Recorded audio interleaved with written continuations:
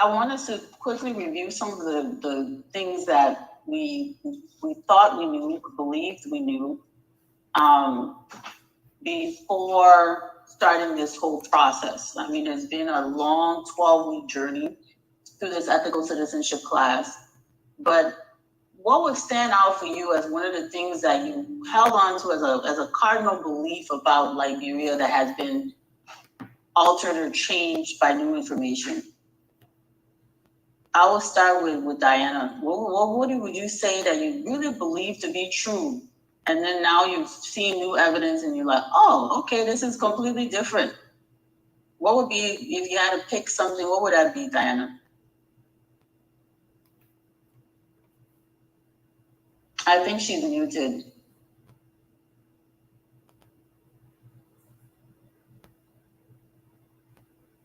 Diana, can you hear me? So, Lovely, your phone is muted, so we cannot hear anything Diana's saying. Okay, go ahead, please. Yeah, for me, I would say thank you to you and your team because they did this conception with the help of you. A lot has been cleared out, especially when coming to when it comes to the Liberian flag, or when the Liberian flag was changed, we even learned how it was. And Susanna Louise and her team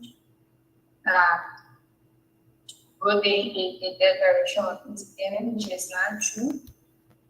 And also the concession we had that Liberia was just they came to being after the ECS came here, they formed the land, I can't understand again that Liberia was here, it was also relevant. Our people were doing a lot before the ECS would come. And then talking about our president, how they were foreign to such or where, I got to understand that he was on the so he was publicity. The man was on Liberian and a lot I could say. Okay. Thank you. Well, you went through a lot of things. I just really wanted somebody to focus on one thing that you wanted to emphasize on. I will go to Junior Cully.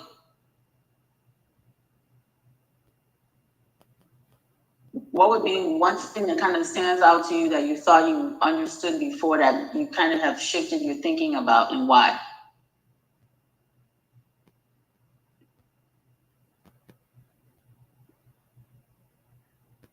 So I'm not hearing Junior Cully either. I see the hands coming. I'm asking you during this class, of all the things you've learned cumulatively, what stands out to you as something that you held as a belief or understanding before going through this course that has now changed for you, and why? What would stand out for you? Diana listed a whole bunch of things. I just want one specific thing. As a student of the class, I only stick to one.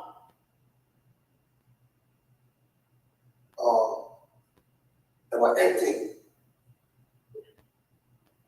I understand many things as a leader. To learn how to be ethical, most especially when you are a leader. When you give your word to your people, you should implement what you say to them. After you are making letter or selected as a leader, there are many things about ethics I understand and I will learn from, and I'm very, very happy to be part of this class. For our fellow instructors out there, they are imparting many knowledge into me, and what I really enjoy in my life is to do ethic or ethical citizen country. Thank you. Thank you. Anyone else want to volunteer? Yes.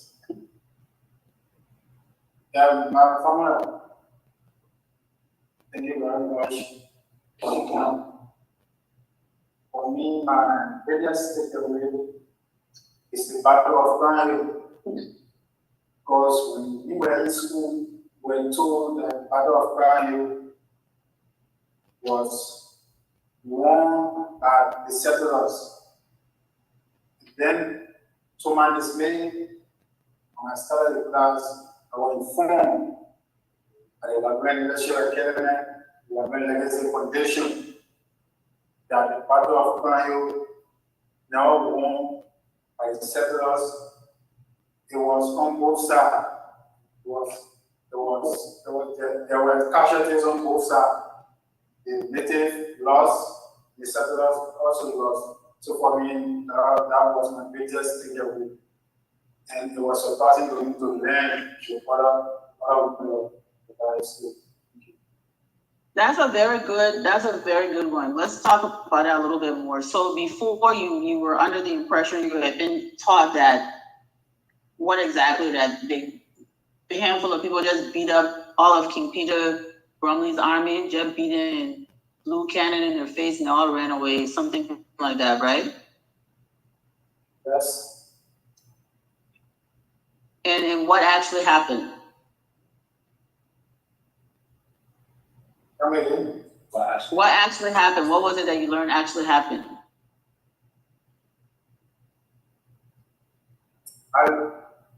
What actually I learned? Mm-hmm. Yeah, I learned that there was never a gun called a canal. And even this story, Montella people is being classified or called a warrior. Now, this story, she's being classified as a warrior. But when I came and I noticed that even though she fought in the battle, but the way it is being told to really that learn about Montella people concerning the battle of crime, it was not that way. Everybody fought, but she was not the major player. Right. And she didn't light any cannon. There's no evidence of that from primary sources. Okay. Anybody else want to share what they think was an important takeaway? I also like the one that Junior Cully mentioned about ethics. That was also important. Is there anybody else that wants to share what your takeaway is?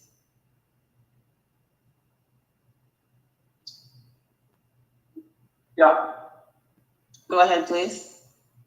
So, let me appreciate it because she found that. It's a pleasure. Not necessary, please.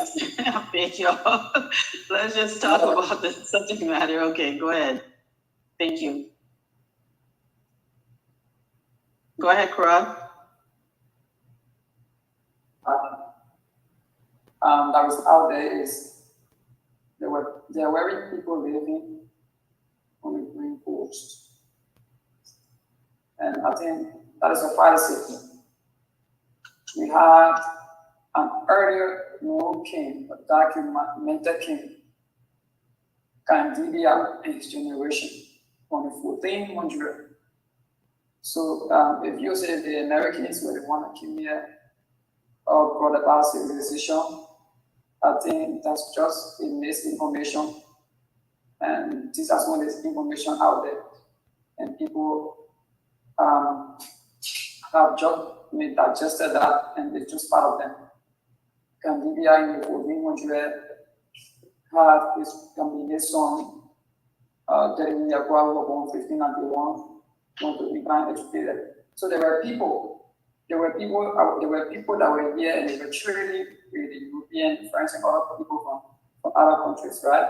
So if you see the Americans were, came here, I think that's just and begin educating all the way. I mean, that's just disinformation. And one thing I also learned, one of my major takeaway, we have to do with the missing convention added that the American colonization come out of Liberia. I think that's a policy also.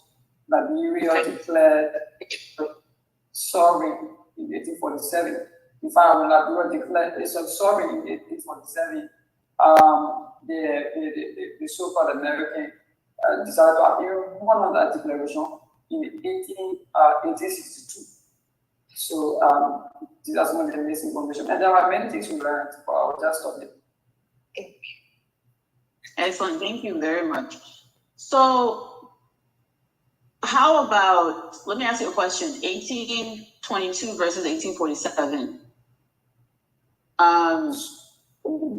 We all know that in 2022, many people felt that Liberia was celebrating its bicentennial for the country.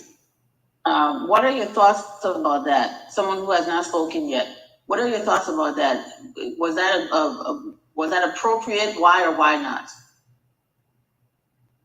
Okay, so that I don't think it was appropriate because Liberia became a country in 1847, July 26. So if you were thinking about celebrating bicentennial, you should be thinking about 1847. But because people who did that were not informed, like other people coming here and thought that Liberia became country in 1822. So they took that into consideration. They claimed that at 2022 Liberia was 200 years. That was wrong, but they were out of ignorance because they didn't know what they were doing.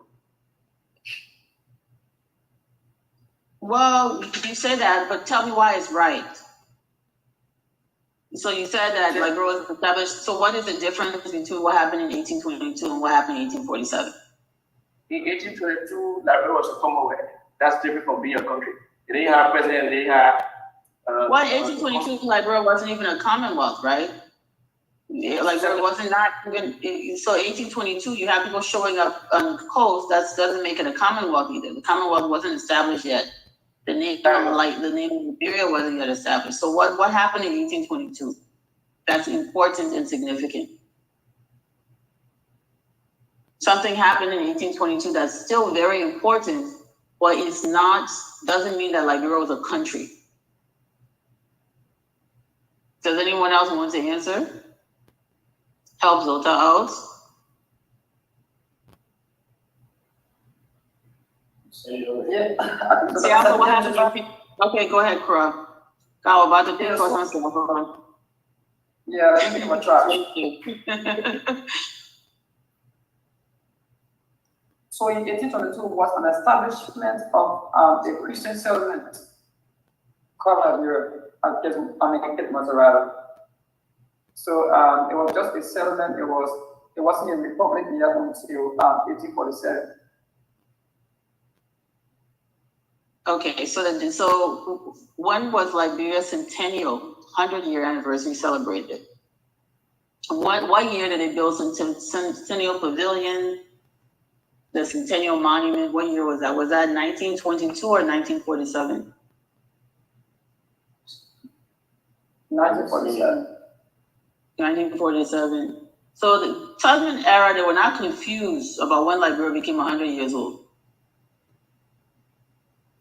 Right? They knew that Liberia became 100 years old in 1947. So that's why they built a Centennial Pavilion in 1947, not 1922, right? Yeah. So they had the Centennial program for Liberia in 1947. So when is our bicentennial? Bicentennial means 200 years. When is our bicentennial? 147. Correct. So what is another fallacy that needs to be corrected? What is another issue?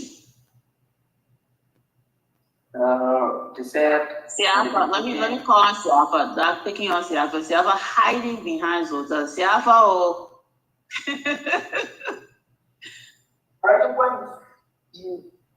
I mean, that's it.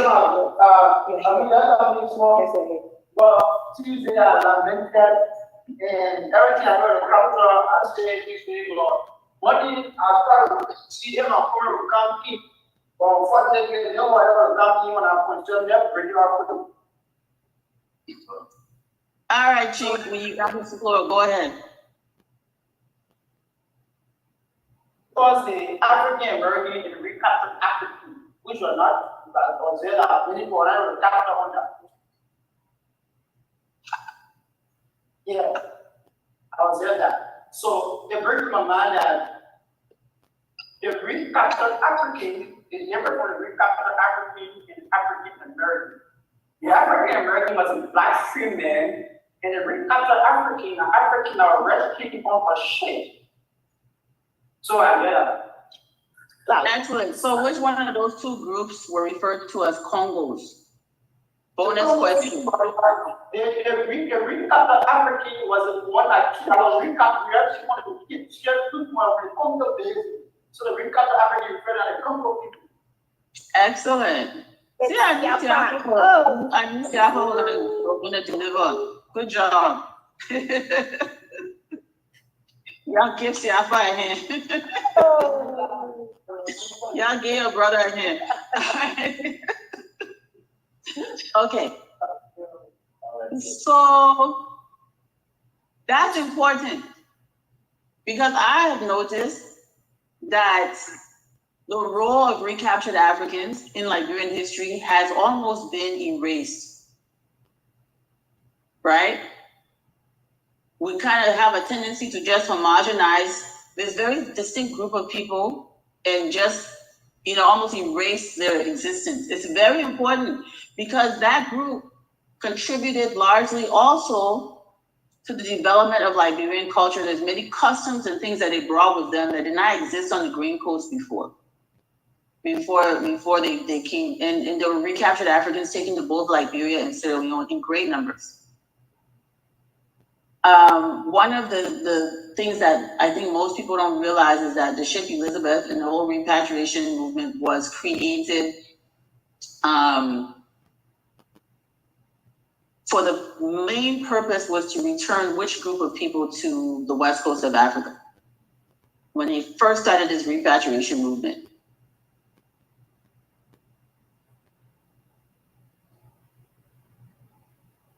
The United States Agency for what? Jabari?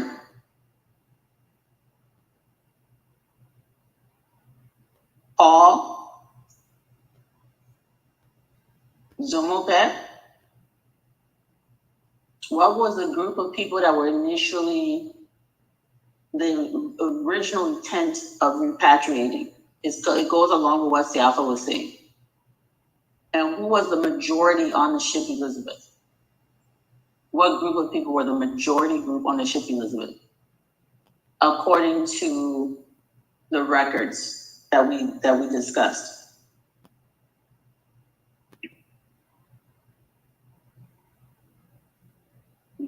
It goes off of what Siafa was saying.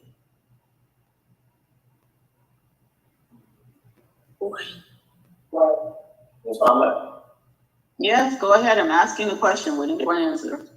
And the majority of those on the ship Elizabeth were recaptured Africans. If we look at the ship manifest records, they do so. The majority, and how many people, this is somewhat of a trick question, how many people on the ship Elizabeth were born into slavery?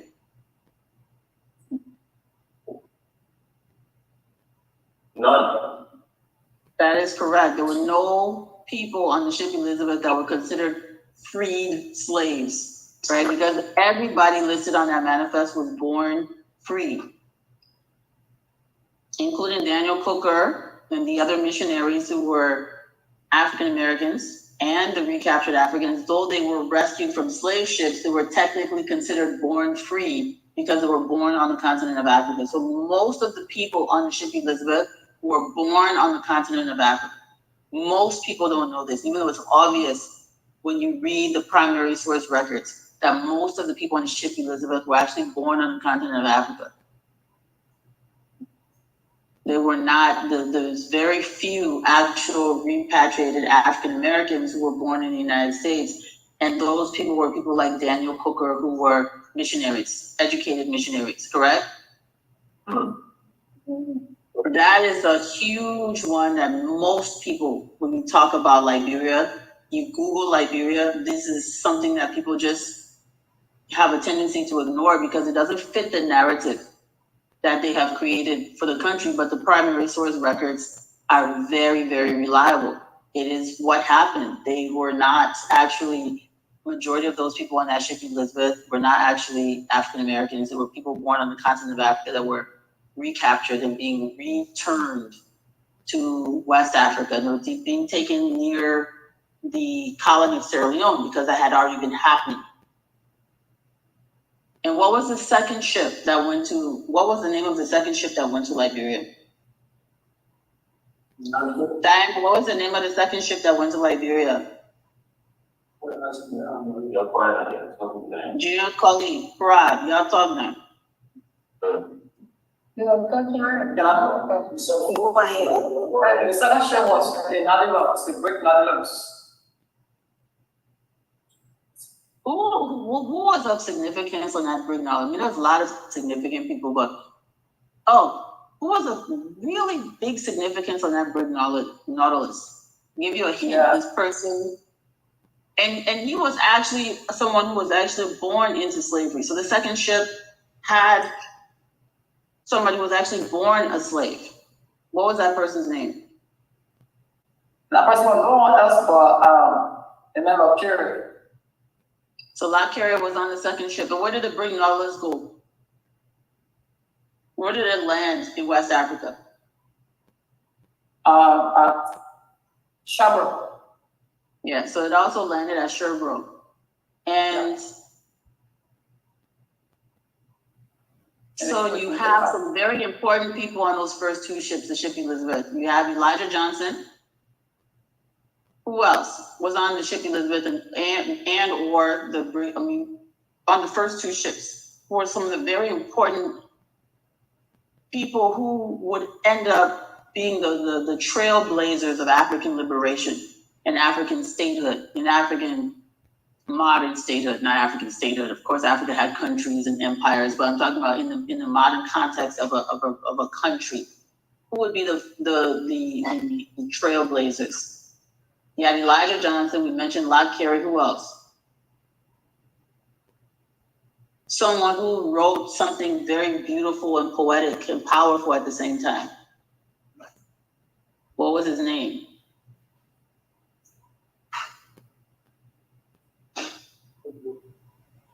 Who wrote the Declaration of Independence? Hillary Teague. So we got Hillary Teague. So we had these thinkers, these important thinkers that were on these vessels. Okay, great. Now, in 1822, after the alligator took the survivors, when I say survivors, I mean the people who didn't die of sickness and people who decided not to go on to Sierra Leone, the alligator carried the people from Sherbrooke to Providence Island in 1822. So the first two ships that repatriated went to Sherbrooke, and the Alligator, which was a U.S. naval ship, then transferred them 2 years later, or 1.5 years later, 2 years later, to Providence Island. There was a third ship that landed directly at Cape Mesrado, Providence Islands, off the coast of Cape Mesrado. It would have been transported to the shore by big canoes. But what was the name of that third ship? Very strong. It wasn't the brig Weakness, it was the brig Strong, right? So on the brig Strong, there was a president, a future president. He was about 6 years old. What was his name? Why do you talk so fast? Speak so people can hear your answer. What was his name? Okay, I say it again. Stephen Allen Benson. Say the man name, let me hear it. You put everything, run everything together, it sounds like you're speaking French or something. Stephen Allen Benson was the second president of the Republic of Liberia. He was on that ship. What interesting things did Stephen Allen Benson do? Why was he, something happened to him when he was small. Something very traumatic or maybe good. We don't know. I'm not going to be the judge, but something happened to Stephen that didn't happen to any of the other presidents. What happened to him? So during the Battle of Grand Hill, he was one of the generals captured. And at the time, Peter Law, wife decided that Stephen should stay so he can take care of it. When he released all the other children, they didn't release Stephen. He's still there, they took care of it. Okay. Now you said anything very fast. If I'm listening to you, I don't know nothing you're talking about. I understand what you said. So I said, I'm going to ask you, hold on 1 second, Zolta. I'm going to ask you to take your time and talk to me like I know nothing about what you're discussing here. Go ahead. What happened to Stephen Allen Benson? Stephen Allen Benson was part of the train that was captured in the Battle of Grand Hill.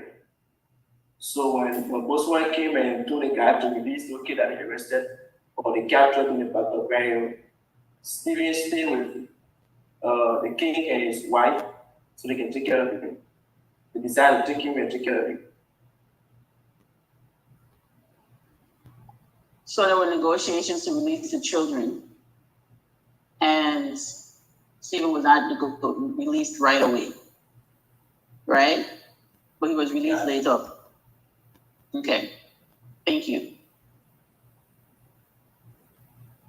So what about this idea when you were growing up? What were you told about the first presidents of Liberia? What were you told about them?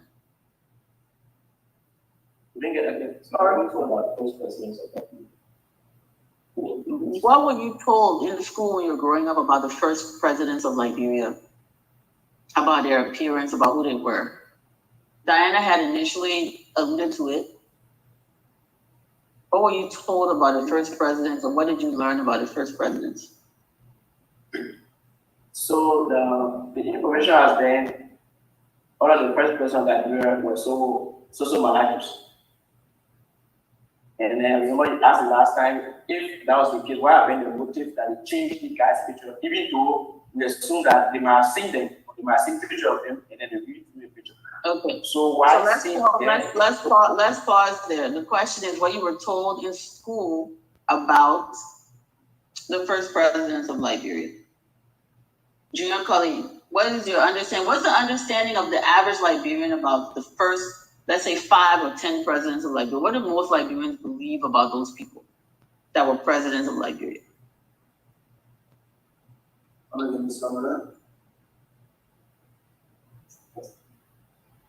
What is the average understanding that most Liberians have about also all the past Liberian presidents? Yeah. Okay. Most Liberians, who especially or first president of Liberia, most Liberians were taught that he was born out of Liberia and he was sent down by the DCS. On the ship of this is where he came, he settled down, he took the advantage to run the Liberian government, which he served as president of Liberia. Yeah. What is the what is now?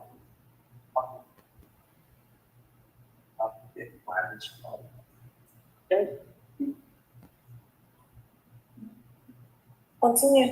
Continue. So there are many things that we learn about our presidents that serve. We have demonstrated that right now we are finding people like policies.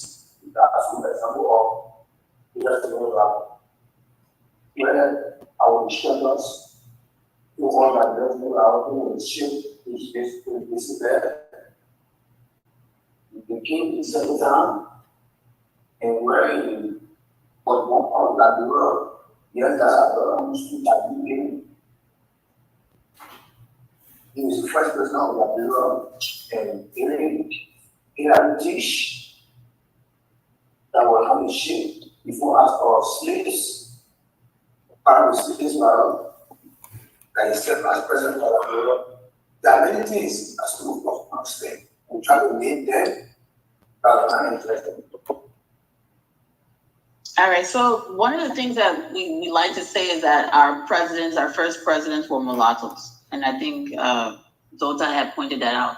Is that true or false? I mean, Roberts had, mixed ancestry. How about Stephen Allen Benson and Daniel Bashir Warner?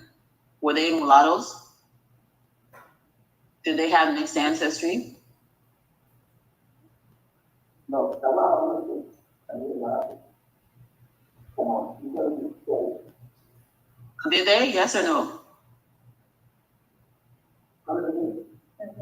Kara, can you answer that question? No.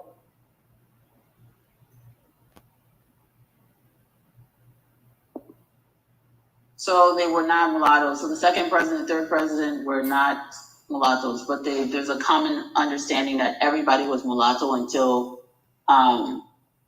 E.J. Roy. Some people even say Tubman, correct? What about how many of our presidents were born into slavery?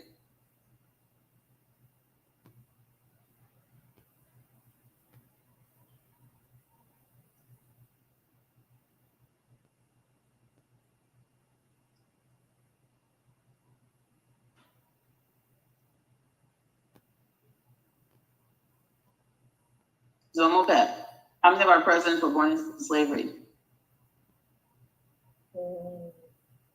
Two.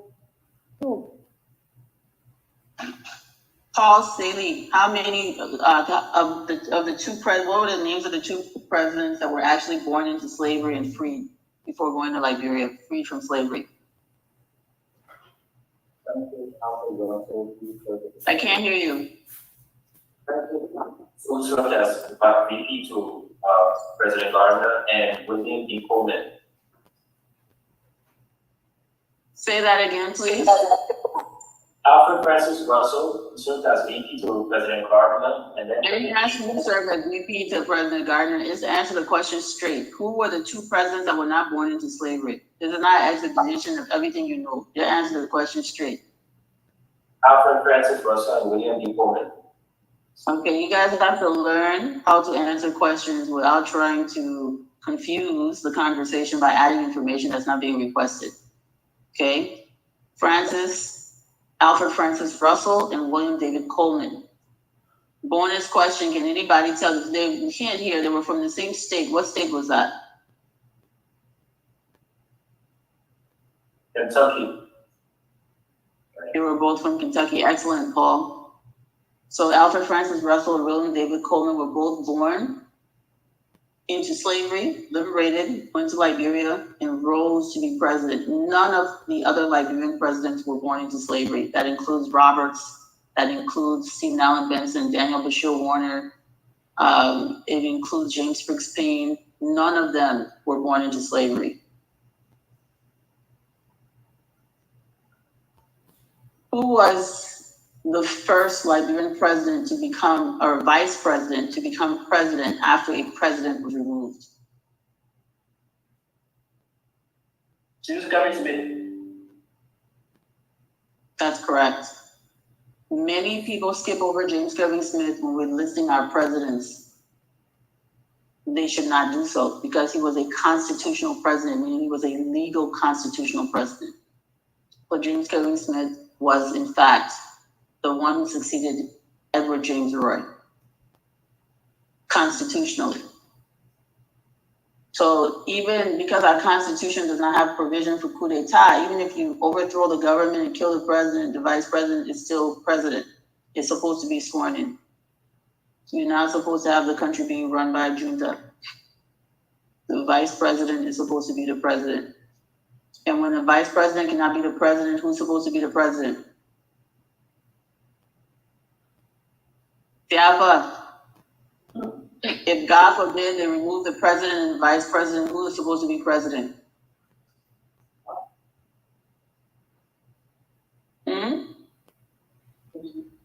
Right now, if His Excellency Joseph Boakai resigns and our vice president resigns, who will be the president for our constitution?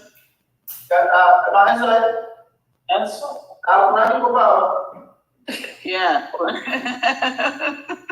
Funaki will be President Kofa, correct? The speaker would be the president. The speaker would be the president. So in the event of a coup d'etat, if you kill the president, the vice president is supposed to be president. If you get rid of the vice president, the speaker, or if they resign or for some other reason, very important. Very, very important. Right? So let's talk a little bit about citizenship. What is the first duty, according to Hillary T? What is the first duty of a citizen? What's your first responsibility as a citizen? Diana. Madam, what is the first duty of a citizen? To be informed. Say it with confidence. To be informed. The first duty of a citizen is to be informed. Junior Cully, beyond being informed, what is the next duty of a citizen? Once you're informed, you're aware of the Constitution, you're aware of the laws of your country, you're aware of the roles and responsibilities of your elected officials. What is your next duty? What is the next bounded responsibility of a citizen? Respect the law. Does anyone else? We just talked about this earlier today. What else? What else other than the next responsibility of a citizen? Once you're informed, is to do what? To respect the law of the city or the country. To uphold the law, to uphold the Constitution. To uphold the Constitution. So your loyalty as a citizen, you first to be informed about the Constitution. You're loyal to your country by upholding the Constitution. Okay, Siafa, suppose you really respect a politician. The politician is your mentor. The politician put you through school. They put your mind in hosts. They gave you a park car. In fact, they gave you a park car and yellow machine to go start a farm. They did all these things for you. Politician has been a hero in your life. If the politician and the Constitution are in conflict, what is the duty of a citizen? Who is the loyalty go to, that politician or the Constitution?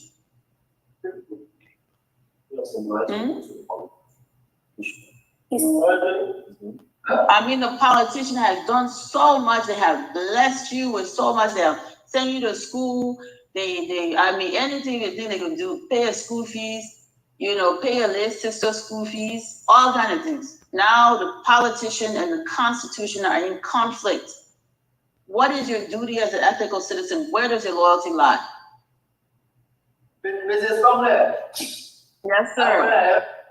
Okay. That was very simple. First of all, as an individual, I'm working on last, individual. So on two more individual, the family banks say, I give them my scholarship, just as I support President Baka, I support the party. The first thing I support the levels of Liberia, I support the rules and law of the country. That's the biggest law of the Constitution. That was my word last. That's correct. Y'all clap for Siafa. It sounds simple, but I bet you, in practice, the majority of our fellow citizens would never follow that. We put our loyalty in men and not in laws. We put our loyalty into individuals and not principles, right? People and not principles. But the Constitution is the first and foremost responsibility. I'm going to ask a more complicated question. As an ethical citizen, you become elected to office. You're elected to office as an ethical citizen. And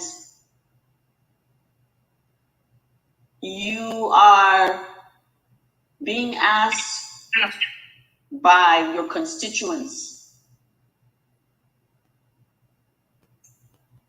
to build a bridge, you personally as a representative to build a bridge, and you know that Public Works is responsible for the execution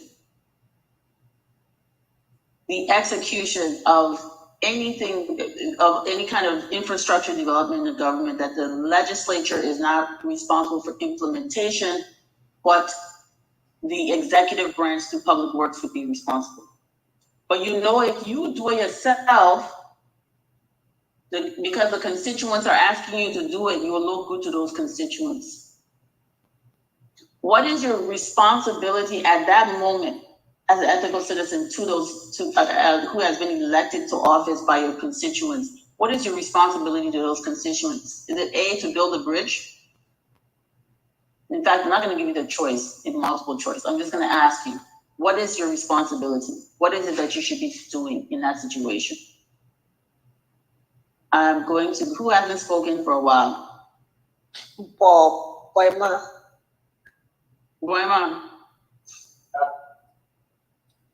Go ahead.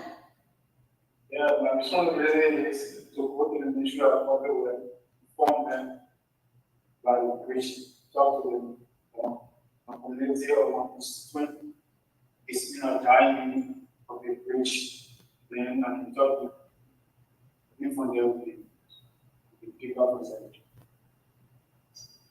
That's very good. Or you can just go on the floor of the House and say, hey, listen, this area doesn't have a bridge. This is where you allocate for it. Make sure we're allocating resources to my constituents so that this bridge can be built. Very bad situation. Instead of saying, I need, legislative, whatever funds, let's give money to ourselves so we can go through Public Works, right? Then we will look good and people will vote for us, and keep them in ignorance of the Constitution. Make them think that that's our role, right?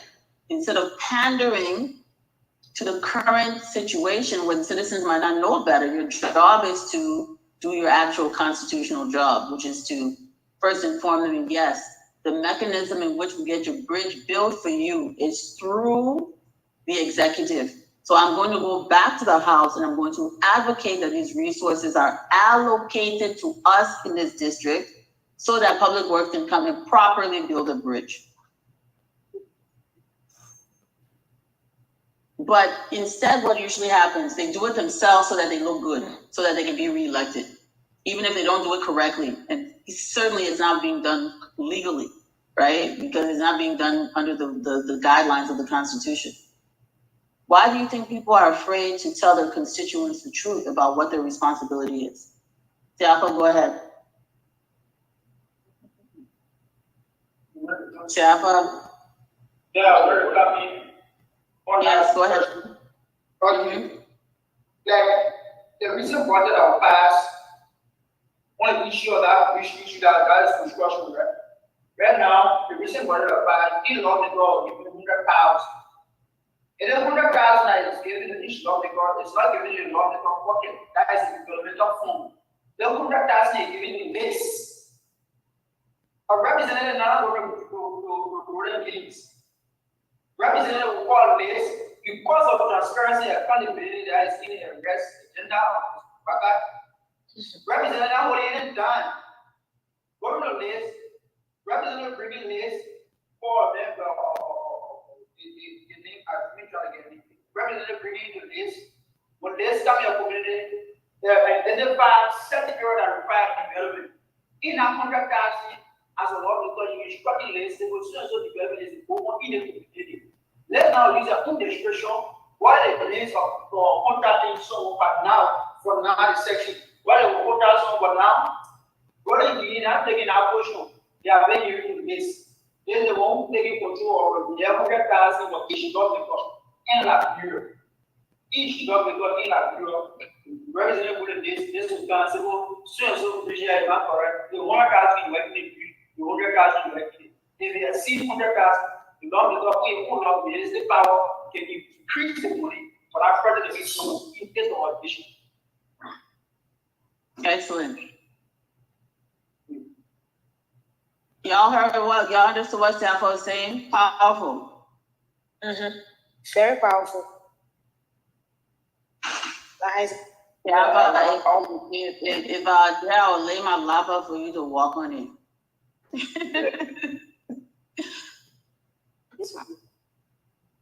Karate Krop, John Krop, suck with the glasses. Yeah, thank you. So I have a question for you. I have a specific question for you. yeah, but I want to talk briefly on the question you asked. All right, go ahead. You always want to control the class. Go ahead. I listen. Yeah, so Ms. Pamela, and I think I will ask a question, but let me just make my thought. Yes, So, please. if I am elected into office and my constituents are in need of a particular bridge that would, help them and help everyone or the community or the district, yes, I agree with my colleagues because I got just three cardinal functions: asking lawmaker right, lawmaking, representation, and oversight. So I am there to make law, good laws, not just ordinary laws, not just simple laws, right? I'm there to make laws in the interest of the people. I'm there to carry on oversight that is in the executive and not in my community as being misconstrued by many persons out there. Yes. And the first thing I will do is to make my constituents or the people that I lead or represent, I will make them understand that this is not part of my responsibility. But however, and this is the general reality, and I will tell them my police go to the Ministry of Public Works and make them understand that this is a need, right? Because it's being provided by law in one district. And also, there's something about social corporate responsibility. Now there are other companies that can be in your county, in your district, and those companies they have a responsibility. So I think one of the things I would do is to be able to make them look at. There are many companies who have abandoned their social corporate responsibilities, identifying some projects in the community. If I have a major project that I would help my people, I can be able to respectfully engage the company or those companies and see how they can be able to aid in the process, maybe be able to work with the other financially contribute to what I did process. When let's say after the Ministry of Public Works contributed to what that maybe is not enough, they can be able to work with the other process. So that's what I'm going to do. But I think the citizens, the people need to be educated. They need to, because there are many citizens who just think that. I'm gonna interrupt you there, Kara. I don't think that there's anything in the Constitution that says corporations are responsible to do any of this. There's concession agreements that stipulate certain things, right? And yes, the legislature has oversight, and they can demand that corporations follow and abide by concession agreements. But Liberia is not a refugee camp; it is a country. The first priority and responsibility of government is to take care of its citizens. It's not for companies to take care of the citizens. Okay? That is something we do through concession agreements, and that's a different conversation. But right now we're talking about constitutional roles and responsibilities. It is the executive branch of government's responsibility to execute, to actually do things. And the legislature has oversight over the executive. So the legislature has to make sure that, because they're the ones who approve the budget, that they're allocating for certain things to come to the constituents that they represent. We talk about decentralization all the time. Oh, we gotta decentralize. We're already decentralized. We have a representative government. Your representatives are supposed to make sure that you get your fair share of resources from the central government, and that those resources are properly allocated to these areas. They're not supposed to be doing it themselves. They're not supposed to be doing it themselves. They're supposed to be making sure that it gets done. You cannot execute and have oversight at the same time. Right? So even if the citizens think that that's your job, your responsibility is as a lawmaker is to educate citizens as to what their job actually is. And your responsibility too as an ethical citizen is to educate citizens about what the jobs of lawmakers are. Because the first duty of a citizen is what? What is the first duty of a citizen? We can't hear them. It's to be informed. So if you're not informed, you won't know what people's responsibilities are, right? So it is very important. The next question I was going to ask, this is a question that can go out to anyone. In the event that, are you all listening? Mhm. Yes. In the event that a majority of the people who are elected to office as representatives, let's say majority of the people who are elected as representatives are extremely religious. Let me just say let's say they're all Baptists. They're all members of First Providence Baptist Church, right? The place where our Declaration of Independence and our Constitution were drafted, right? So they're all members of this very historic church. Some strange reason, vast majority of the representatives and senators of the country elects are Baptists, and the Baptists all get together in the legislature and they say, you know what? We are going, since we're all Baptists here and our constituents elected us because we're Baptists, we're going to make a rule that, everybody in the country following the Baptist faith is now going to be required to get married before they have children. That any child that is born out of wedlock in Liberia will wear a scarlet letter and will be shamed so that we can reverse this pandemic of people having children out of wedlock. Because it's against our beliefs as Baptists to have children outside of marriage. And they decided to impose this law because they believe that, hey, majority of citizens in the country have decided that they want Baptist people to represent them. And this is a very Baptist belief that we're conservative in marriage and having children. We believe in marriage and the unit of marriage. Is this an ethical issue? Do they have a right to do this in an ethical society, or why not? Why would this be a problem, or why is it not a problem? Because in their mind, this is good for, let me add one last thing. It's good for society because they're saying this pandemic of children being born outside of marriage is causing a lot of poverty, single motherhood, children not being raised in a home properly, whatever other bad things they can attribute to this, right?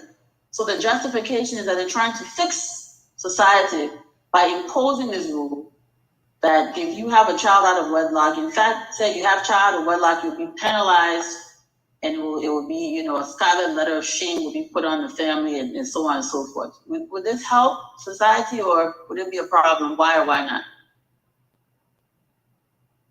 Yes, for me, I see this as a broad violation of Constitution in the first place. Yes, I understand that they were all elected into the office, but the Constitution provides that while still I acknowledge God for the privilege, but also provide that everyone has the right to freely worship this or all, or affiliate with this or all religion, right?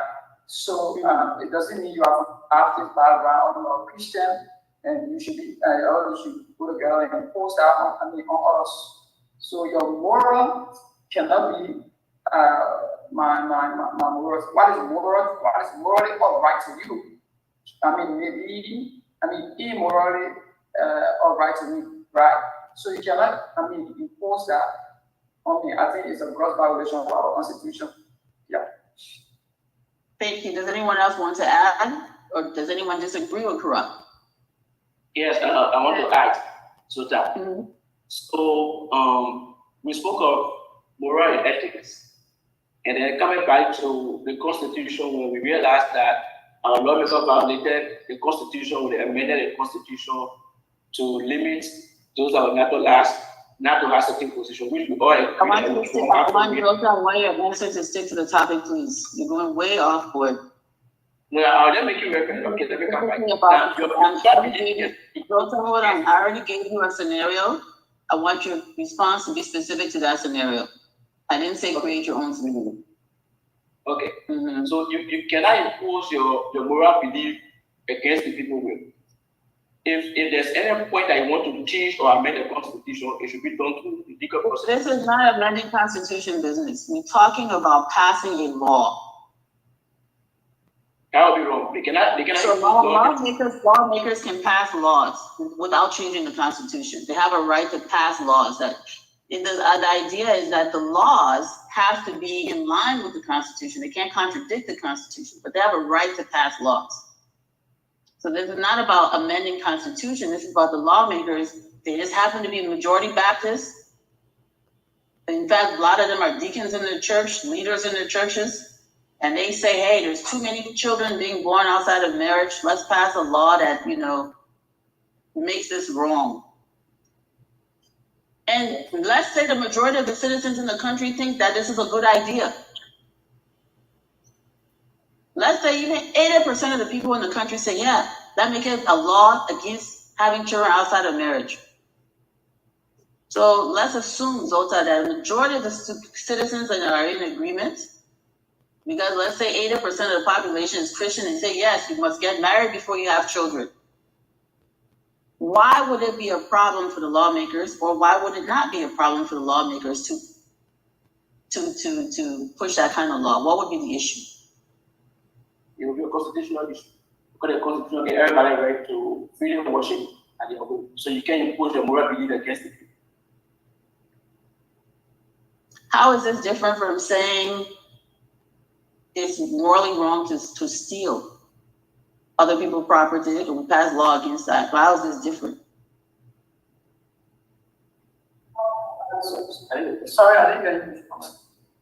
So he said you can't impose your morals on people. So I could argue that, making theft, stealing illegal is also a moral issue. You shouldn't steal. My religion says thou shalt not steal. So it's also a moral issue. Why is this particular issue a problem?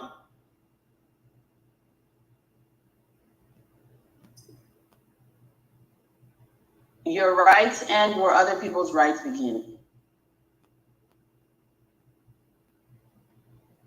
We all agree that theft is wrong because there's a victim in this, right? We all agree that rape is wrong because there's a victim in there. We agree murder is wrong. We agree some of these things are crimes. Why is it wrong to criminalize children born out of wedlock? Why is it right or wrong? Is it the same thing, or what makes it different?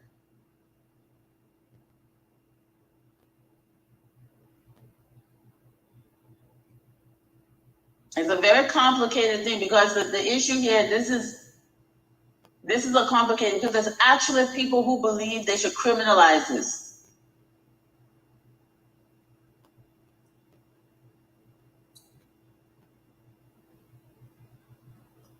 What is the difference here? This is a difficult thing, critical thing. Think deeply. Why is this different from thou shalt not steal, thou shalt not kill? Right? The same ethics, some ethical things and moral things go hand in hand, right?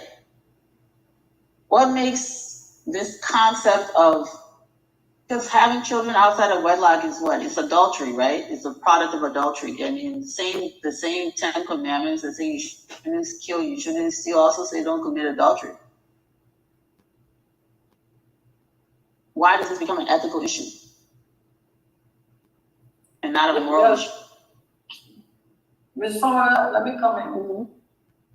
I'm still a bit corrected on this one. There's no right or wrong answer. I'm just asking for your thoughts. Go ahead.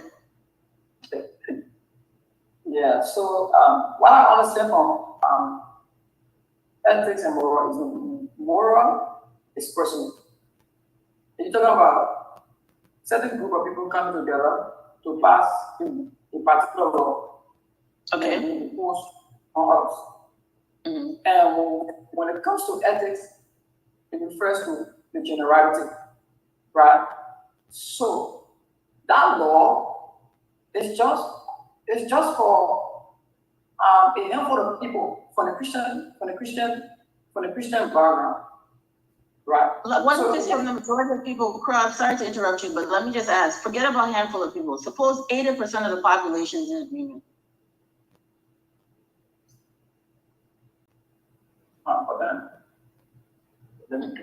So even if 30% agree, it's still valid because of issues. But now stealing, I think is So very the 80%, let's forget about stealing for a second. You said 80% of people agree, it still violates the Constitution. Why?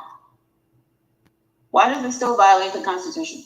Or why is it still unethical? Let's just stick with ethics. Why is it still unethical?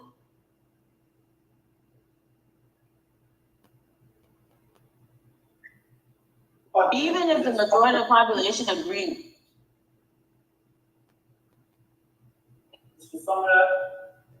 Yes. I think that's when I started the question this time. I tried to analyze it. I think that came first. That helped me in the question of most of us travel constitutionalized things. When it said in the material lawmaker in the house and they decided because all of them are things to see to go up through that all citizens will be that to go to church. So that will directly to Article 1 of the Nigerian Constitution. Okay. Which said all power is inherent in the people. So they are there to lead them power.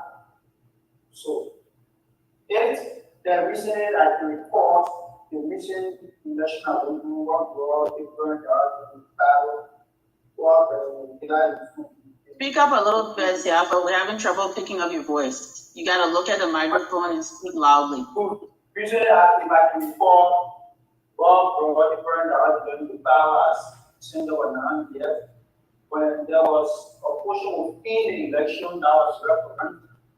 But the point is just saying this two elections, two referendum, petition, referendum, and agenda. So a referendum took place, which all the citizens said no to the idea of presidency before year, send up the cities before year. So that is directed from Article 1 of the all powers inherent into the people. So now the question of history. If 80% of the population agreed, what they are agreed, but my belief, they may be against my belief, but this is what general. Just So,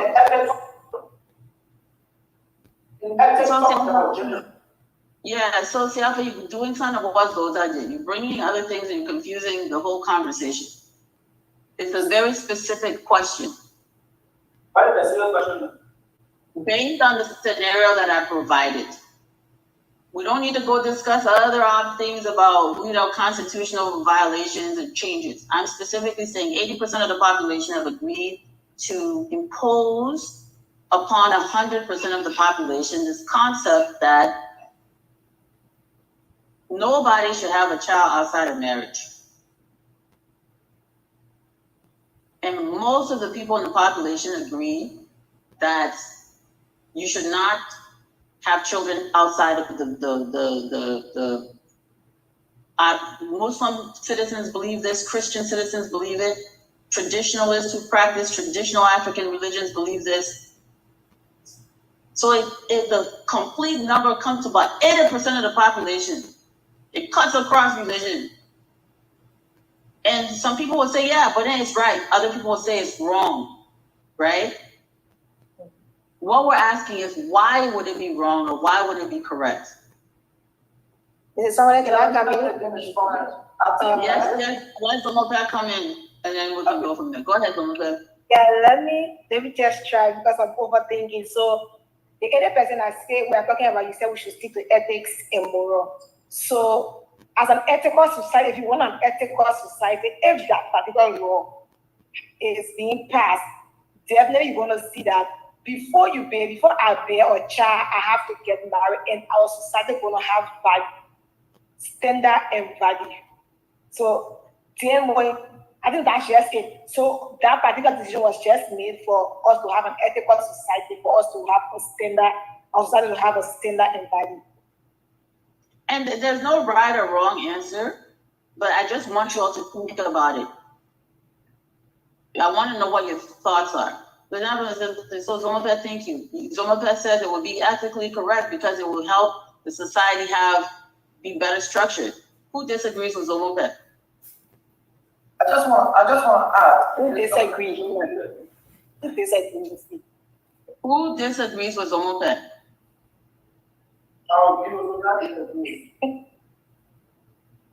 Does anyone agree with her? Let me see the hands that agree with her. Morrison, you agree with her? Yeah, I think I agree. And I can hear it still. I completely, go ahead, Paul. Yeah, these are annoying because I've seen it. I've seen the repercussions when people have children outside their hometown, stay with the children, they don't get raised up properly. So everything becomes unbalanced and unstructured, and it leads to a unstructured society in a vast sense. So that's why So you agree that it should be? So you agree having children outside of marriage should be criminalized? That's what the law is. Passing a law saying it's illegal criminalizes it. You agree with that? I don't agree a law should be passed. I don't agree a law should be passed. But that's what the discussion is. The discussion isn't whether or not you morally think it's right or wrong. The discussion is the lawmakers, majority Baptists, have decided to pass a law. I disagree with that law. So this is you have to follow the topic here, right? So it's not about your personal beliefs. Like I said, if you survey Liberian people, even those who have children out of wedlock, will say it's wrong. Most of them will say it's wrong. Probably about 80% of the population will be in agreement that it's wrong, even if they've done it themselves, right? It's not the best way to do it. The discussion is not about whether or not it's right or wrong. The discussion is because 80% of the people think so, and they have elected lawmakers who also think so, do they now have a right to pass a law mandating this, right? Marriage before childbirth. Because if you go to typical Liberian wedding, all the children that take place in the mom and pop wedding, that lot. I see the wedding picture, the children that stay in the mom and pop wedding. So clearly, people are not doing this. It's hard to see wedding in Liberia where the mom and pop and children are standing in wedding together.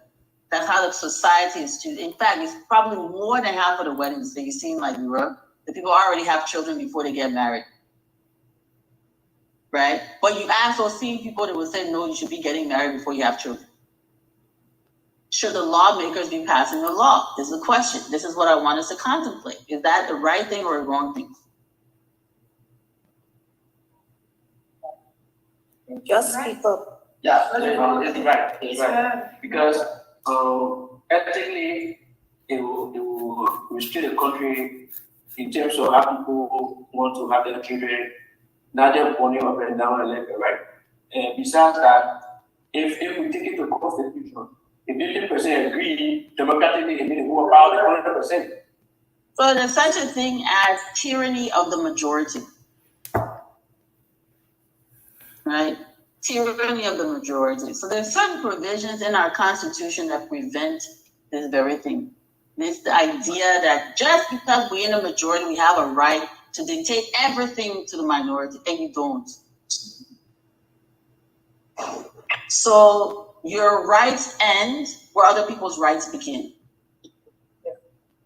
People have a right to have children as they choose. There's nothing that even if you don't think it's correct and you don't think it's good for society, there are many ways to influence people to not have children outside of marriage that don't involve criminalizing it.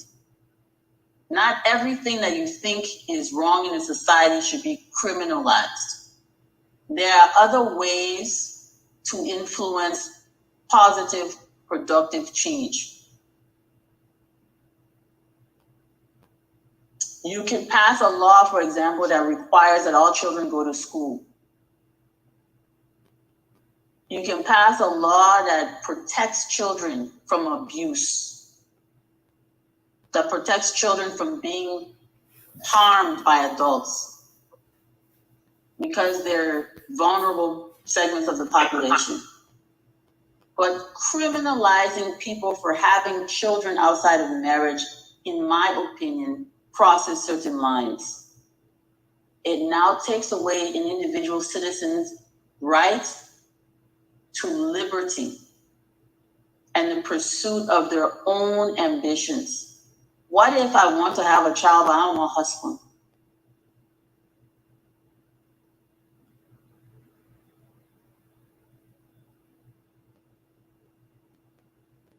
Even if 80% of the people in the society say it's wrong,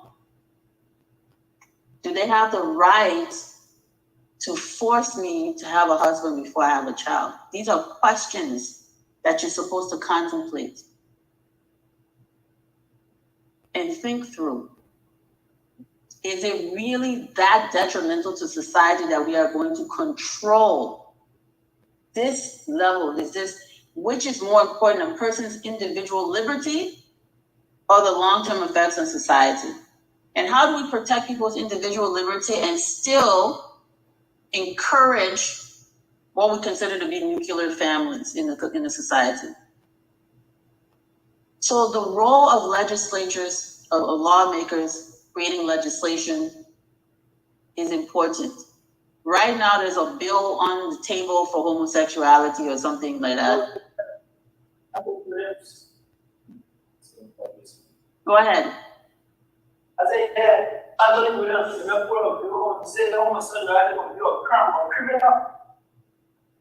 It's right along those same lines, right? It's similar to me, in my mind, in my opinion. You're going to criminalize consenting adults for doing things that you don't like. Is it a crime? Does it reach the threshold of a crime because you don't like it? And of all of the things that our lawmakers could be talking about, like the threshold bill, the fact that citizens are not equally represented as the Constitution requires. We have major pending issues. We leave all that one we worry about who John's sleeping with in your house with your door closed. It's like number 9,865 on the list of things that we should be thinking about. It's a distraction. That's my personal opinion. So the reason I'm bringing this discussion up, and it's actually, God, we're out of time, but the reason I'm bringing this discussion up is important as ethical citizens to think things through, to properly contemplate, properly analyze situations. You first look at what you believe personally. What are your personal beliefs?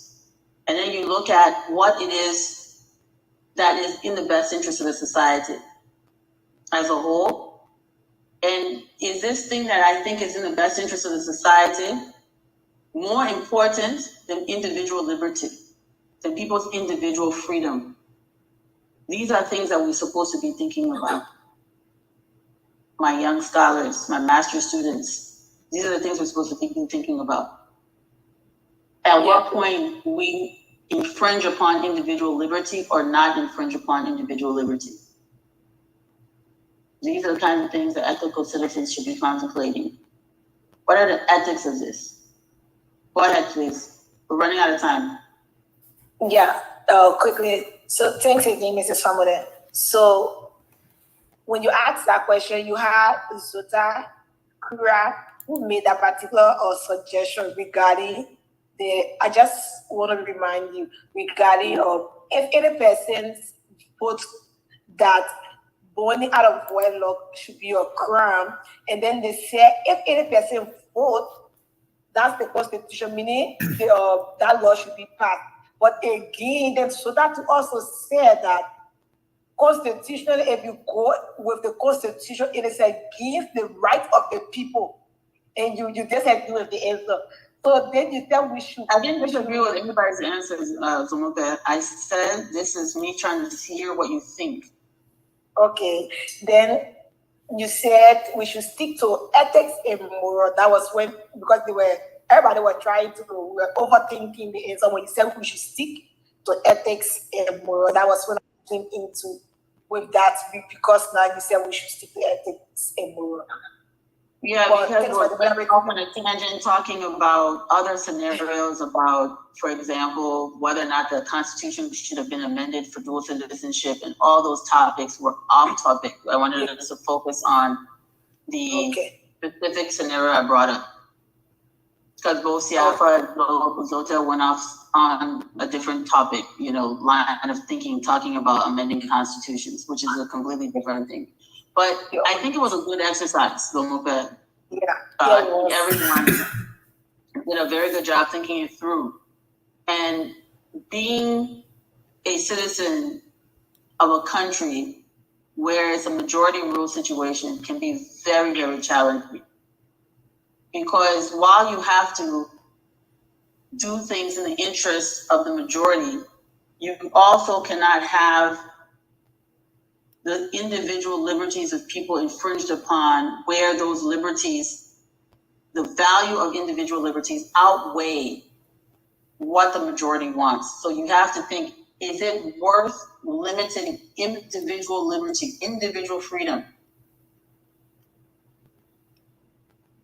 Right? If the majority of people say, you know what, we know the Constitution says, Liberia, there should be separation of church and state. But since the majority of people are Christian, let's make Liberia a Christian nation. Let's force the lawmakers to change this and make an amendment making it a Christian nation. Is that ethical? No. Is that ethical? No, ethical.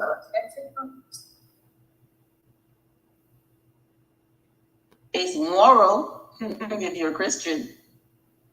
If the majority of people are very strict Muslims and they believe that women should never, ever, ever, ever show their hair in public and everybody should have hijab, and they say, you know what, we in a majority. I don't want to see anybody with cute hairstyle like Diana. She should cover her hair.